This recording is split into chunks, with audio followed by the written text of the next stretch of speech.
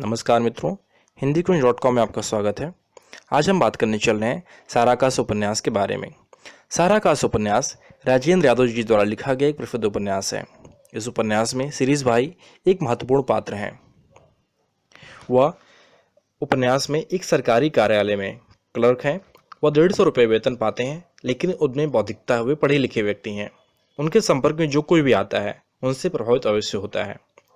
Summer की भेंट उनसे एम्प्लॉयमेंट एक्सचेंज के कार्यालय में होती है। वह उनकी बातों से प्रभावित होता है। वह लौटकर प्रभा से उनके बारे में कहता है। उनके बातचीत करने का ढंग, उनका आत्मविश्वास दोनों अनूठे हैं। दिवाकर के यहाँ दूसरी बार भेंट उनकी होती है। शिरीष अपनी मानसिक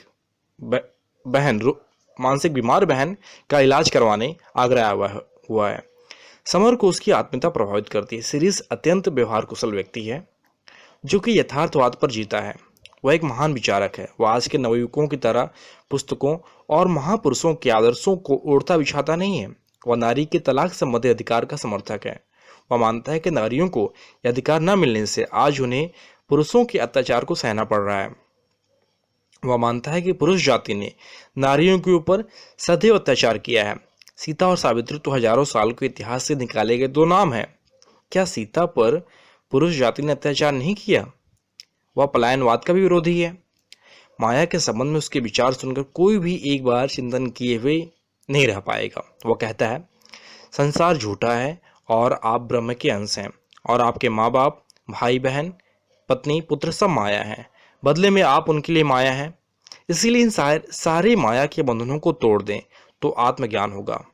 बेटा बाप को माया माने और बाप बेटे को माया माने, इससे ज़्यादा आसान फरामोशी यानी कि एक दूसरे का अपमान और क्या होगा। शिरीष भाई एक अध्ययनशील व्यक्ति हैं। उन्हें हर विषय का अच्छा ज्ञान है, इसीलिए वह यथार्थवादी हैं।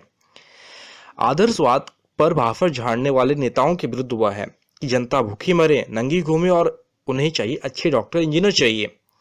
उनकी मान्यता है कि सिद्धांतों को ढोने वाला व्यक्ति कभी सुखी नहीं रह सकता। इसीलिए हमें भावुकता के मार्ग को छोड़कर यथार्थ पर चलना चाहिए। वह विवेकानंद की तरह मानव सेवा को ही महत्व देता है कि घर पर लोग भूखे मर रहे हों और हम चले तपस्या करने। यह कौन सी मानव सेवा हुई? वह संयुक्त परिवार व्यवस्था को भी अच्छा नहीं मानता, क्योंकि वह कहता है कि एक मशीन बना दिन रात काम करता रहे और दूसरा आराम से बैठा मौज करे, तो आज की आर्थिक हालत पे, आज की आर्थिक कमाई पे संयुक्त परिवार नहीं चल सकता है। इसके लिए हमें अपने आप को बदलना पड़ेगा, अपने समाज को बदलना पड़ेगा। उनका विचार है कि आदर्श का विज्ञापन करने वाली जितनी भी संस्थाएं और संगठन हैं, वे मानवता के उतने ही बड़े शत्रु हैं। इनसे समाज का कल्याण नहीं हो सकता। ये केवल चंदा एकत्रित करने वाले और उनकी मलाई खाने में व्यस्त रहते हैं।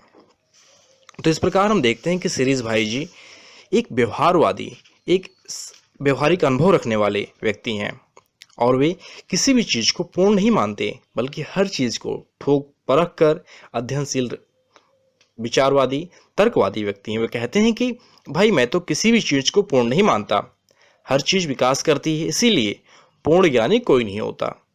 मैं तो ज्ञानी उसे कहता हूँ जिसमें जानने की इच्छा हो, और जब तक यह इच्छा है तब तक वह ज्ञानी है। इसके बाद लाइब्रेरी की किताब और आप में कोई अंतर नहीं है। और वह अपनी बातें कहता है, और भारतीय संस्कृति के प्रति भी वह एक नरम रवैया नहीं रखता, बल्कि एक कठोर रवैया जिसमें हर चीज़ को ठोक बजाकर तर्क द्वारा बातों को समझ जा सके। वह अत्यंत सूझबूझ वाला व्यवहारिक पात्र है। वह अंधविश्वास, कोरा आदर्श, सती भावुकता के प्रति के विरुद्ध है।